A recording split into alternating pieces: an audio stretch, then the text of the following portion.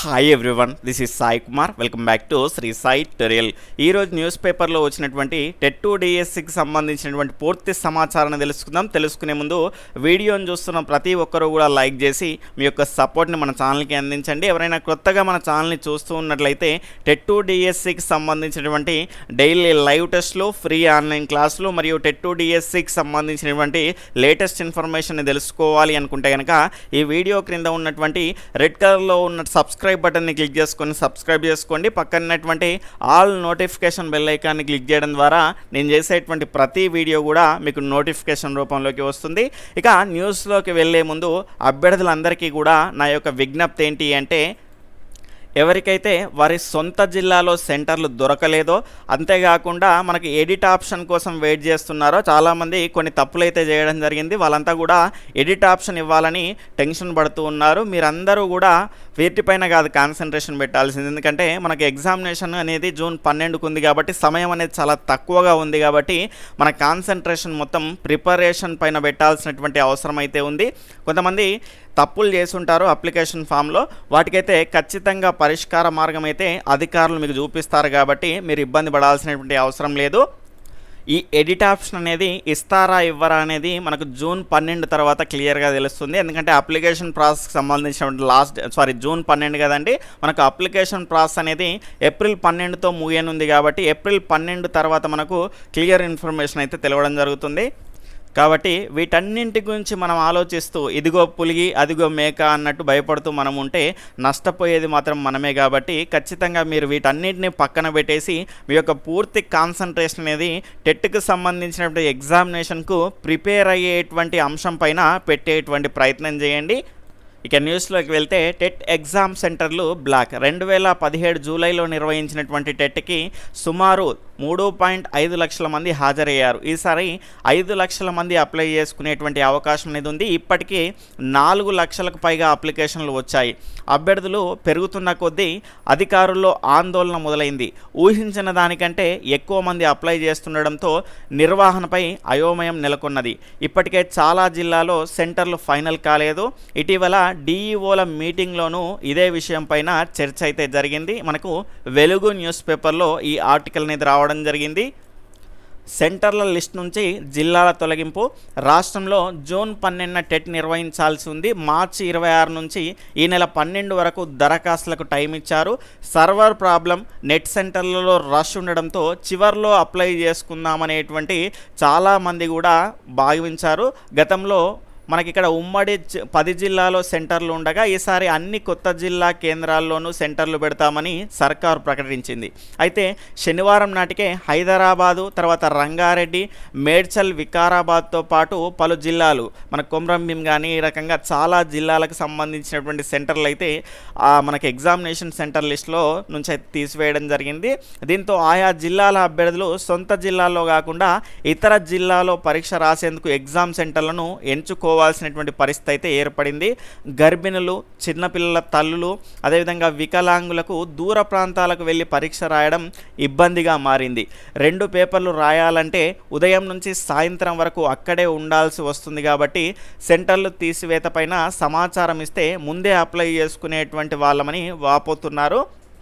Already వాళ్ళు మనకు దానికి సంబంధించినటువంటి ఇన్ఫర్మేషన్ అయితే మనకు అప్లికేషన్ ఫామ్ అప్లై చేసేటప్పుడు మనకు అక్కడ క్లియర్గా మెన్షన్ చేస్తారు నోట్ అని. ఒకవేళ మీకు సెంటర్ కనుక కనిపించకపోతే కనుక ఖచ్చితంగా ఆ సెంటర్లో కెపాసిటీ అనేది అయిపోతే కనుక ఖచ్చితంగా ఆ సెంటర్ని తీసేయడం జరుగుతుంది. కాబట్టి వేరే సెంటర్ని మీరు పెట్టుకోవాలని అక్కడ నోట్ అయితే ఇవ్వడం జరిగింది. కానీ అది ఎవరికి తెలుస్తుంది అంటే, మనకు ఎవరైతే అప్లికేషన్ ఫామ్లో అప్లై చేయడానికి వెళ్తారో, అప్లికేషన్కి సంబంధించినటువంటి ప్రాసెస్ చేస్తారో వారికి మాత్రమే తెలుస్తుంది, మిగతా వారికి తెలియదు. కాబట్టి అది తెలియక చాలామంది లాస్ట్లో చేద్దాం కదా అని వెయిట్ చేశారు.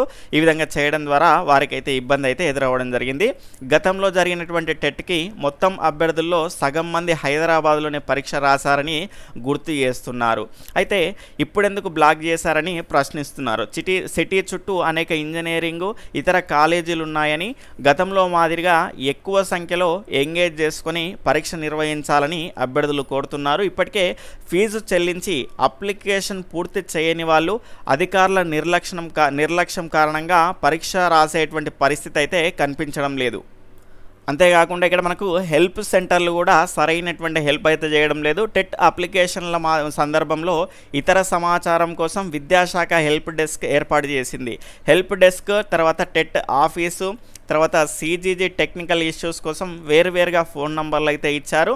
తొలి 2 రోజులు మనకు బాగానే సమాధానం ఇచ్చారు. సమాధానం ఇచ్చినటువంటి సిబ్బంది ఆ తర్వాత సరిగ్గా ఫోన్లు తీయడం లేదు. కొన్ని ఫోన్లు అయితే స్విచ్ ఆఫ్ వస్తున్నాయి. హెల్ప్ డెస్క్ కోసం ప్రత్యేకంగా సిబ్బందిని కేటాయించలేదు. SCERTలో పనిచేసేటువంటి కొందరికే ఈ బాధ్యతలు అదనంగా అప్పగించారు. దీంతో అటు ఆఫీసు పని ఇటు ఈ కాల్స్ రిసీవ్ చేసుకోవడం వీరికి కష్టంగా మారింది. మరోవైపు టెట్కు సంబంధించినటువంటి ఏ సమాచారం ఇవ్వడానికి కూడా అధికారులు ఇష్టపడడం లేదు. లోపాలపై ప్రశ్నిస్తే తమ వద్ద ఏ సమాచారం లేదని దాటవేస్తున్నారు. ఇక్కడ మనకు కొత్త జిల్లాలో సెంటర్లు అయితే ఇవ్వడం జరిగింది కాబట్టి ప్రతి ఒక్కరికి కూడా వారి సొంత జిల్లాలోనే ఎగ్జామ్ రాయాలనేటువంటి కోరిక అయితే ఉంటుంది కాబట్టి దానికి అనుగుణంగా సెంటర్లు అయితే ఏర్పాటు చేసేవాళ్ళు చేస్తే బాగుండేది. ఎందుకంటే ఆల్రెడీ స్కూల్స్ కూడా మనకు అందుబాటులో ఉన్నాయి. అదేవిధంగా దగ్గర ఉన్నటువంటి కాలేజీలు కానీ దగ్గర ఉన్నటువంటి చిన్న చిన్న ఏరియాస్లో కూడా అక్కడ ఉన్నటువంటి బెస్ట్ ఫెసిలిటీస్ ఉన్నటువంటి ప్రైవేట్ స్కూల్స్ కానీ కాలేజీలు కానీ వీటన్నిటిని తీసుకొని సెంటర్ల యొక్క ఏర్పాటు అయితే చేసి ఉండేది. ఎందుకంటే మనకు ఆల్రెడీ ఎగ్జామినేషన్కి సంబంధించినటువంటి సెంటర్స్ అనేటివి వారి జిల్లాలోనే ఉంటాయని క్లియర్గా మెన్షన్ చేసిన తర్వాత మళ్ళీ కొంతమందికి ఇవ్వడం కొంతమంది ఇవ్వకపోవడం అనేది చాలా ఇబ్బందికరంగా ఉంటుంది. కాబట్టి దానిపైన మళ్ళీ ఒకసారి అధికారులు పునరాలోచిస్తే బాగుంటుంది అని అయితే నా యొక్క అభిప్రాయం. తర్వాత ఇక్కడ వెలుగు న్యూస్ పేపర్లో అయితే మనకు ఇక్కడ ఎడిట్ ఆప్షన్కు నో అని అయితే ఇవ్వడం జరిగింది.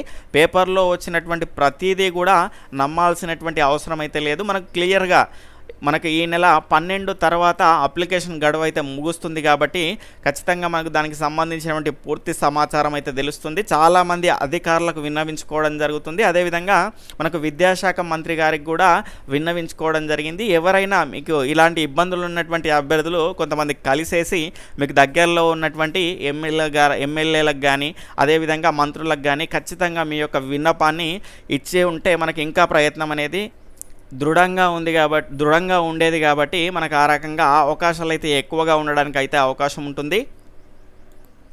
ఇక్కడ టెట్ అప్లికేషన్లో తప్పుల సవరణకు అధికారులు ససేమిరా అంటున్నారు. చాలామంది అప్లికేషన్లో టెక్నికల్ దాని తర్వాత టైప్ ఎర్రర్స్తో పాటు ఫోటోలు సరిగ్గా రాలేదు. వాటిల్లో తెలియక చేసినటువంటి తప్పులు ఎక్కువగా ఉన్నాయి.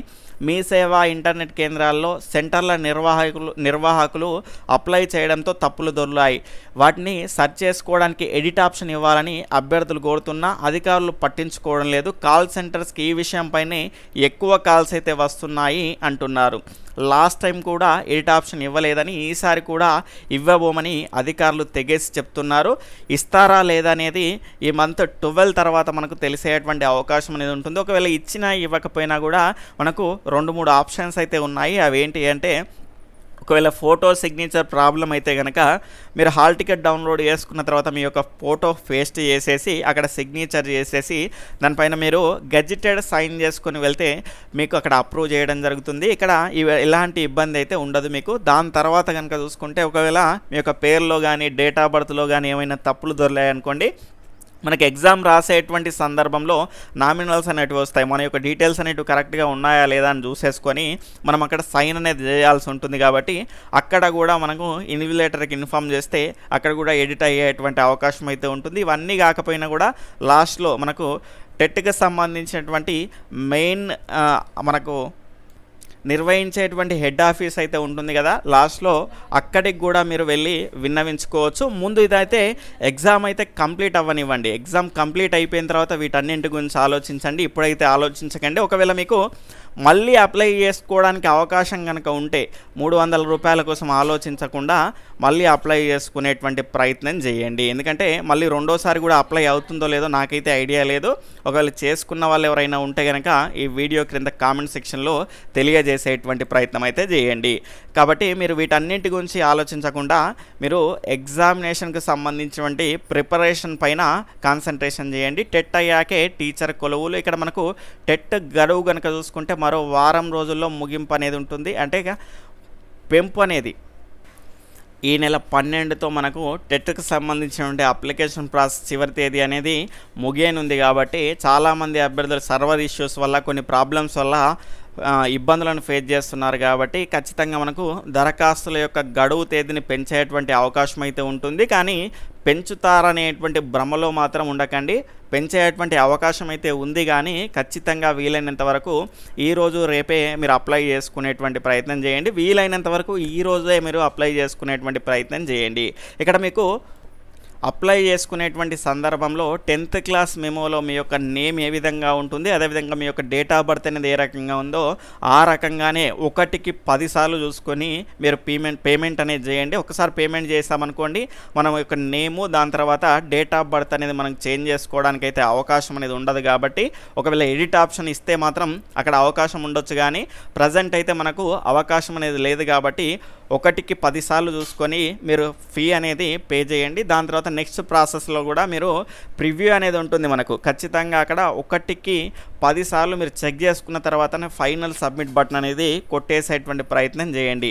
ఇక్కడ మనకు టెట్ అయ్యాకే టీచర్ కొలువులు, ఖచ్చితంగా రేషనలైజేషన్కి సంబంధించినటువంటి ఉపాధ్యాయుల ప్రమోషన్ల పైన అయితే అధికారులు కసరత్తు అయితే చేయడం జరుగుతుంది. దాని తర్వాత ఖాళీల పైన కూడా నివేదిక అయితే సమర్పించడం జరిగింది. ఈ ప్రక్రియ పూర్తయిన తర్వాతనే మనకు టీచర్లకు సంబంధించినటువంటి భర్తీని చేసేందుకు నోటిఫికేషన్ అయితే రావడానికి అవకాశం అయితే ఉంది అని ఇక్కడ క్లియర్గా చెప్పడం జరిగింది. ఈరోజు న్యూస్ పేపర్లో ఉన్నటువంటి అంశాలు అయితే ఇవేనండి. ఇక్కడ మనకు డైలీ 7 PM మన Sri Sai tutorial YouTube channel ద్వారా లైవ్ టెస్ట్లు అయితే మీకు 7 PM జరుగుతూ ఉంటాయి. కాబట్టి ఇంట్రెస్ట్ ఉన్న వాళ్ళు ఖచ్చితంగా పార్టిసిపేట్ చేసేటువంటి ప్రయత్నం చేయండి. Okay friends, bye, take care, Jai Hind.